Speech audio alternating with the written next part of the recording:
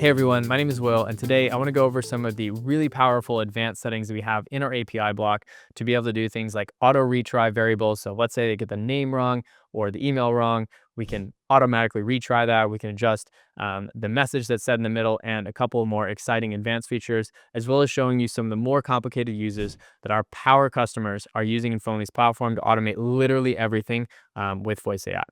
So with that, let's jump right into things.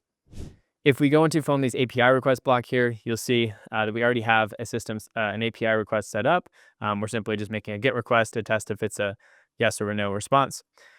In this API request, we have a couple things. Number one is we have enable error handling, which is basically going to say if it's success, then it goes one path. If it's a failure, then it goes in the other. This is pretty valuable for authentication purposes when you're not just logging information. The second thing that we do have, and you notice there, we have success and failure that popped up as soon as I enabled that. So if I remove it, it's going to go away. The next thing that we have here is retry on failure.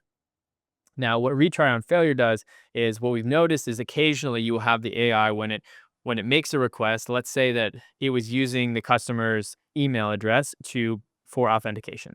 Now, if it doesn't get that email address correct on the first time, it's going to automatically pass a failed request. Now, why would it not get it correct? Well, maybe the customer talked too fast and it missed a letter and it didn't get that exactly perfectly. It's going to cause a failure and it's going to go down the failure case.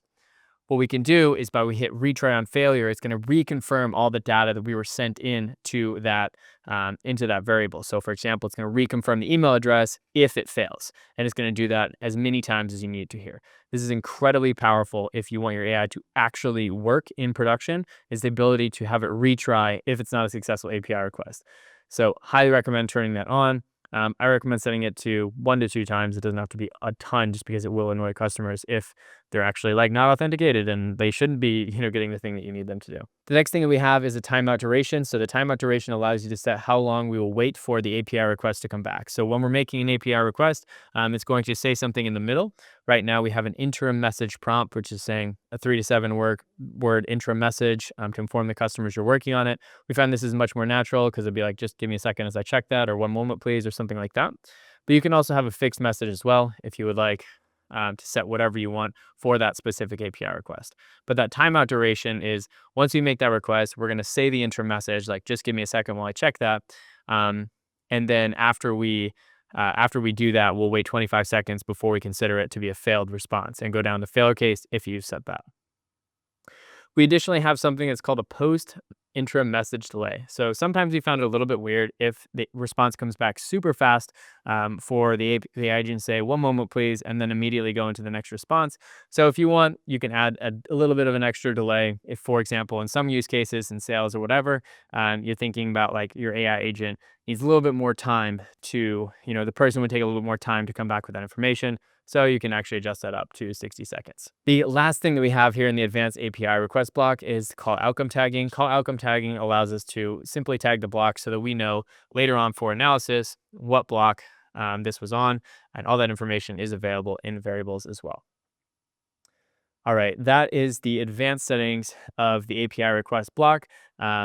As you can see here, you can really kind of configure it to do anything that you want. And if you ever need help building an integration, our team actually will build integrations for you on our enterprise plan. So if you're looking to wow, that was a lot of work, all I want Phonely to do is just integrate with my system, book my appointments, send stuff to my CRM, and I want it to work every single time, well, don't worry. That is what our literal entire team is designed to do, is to help that make you happen. But if you got more time than money and you want to learn and want to do this yourself, I highly recommend going in, playing around, building it from yourself, and using some of the many advanced features that Phonely has in its platform. So if you're new to this and your first time seeing Phonely, thank you so much for watching this video to the end. I know it's a bit of a technical one, but I hope that you learned something and you can implement these tools to help you automate more things using voice AI technology. Thanks so much, and we'll see you in the next video.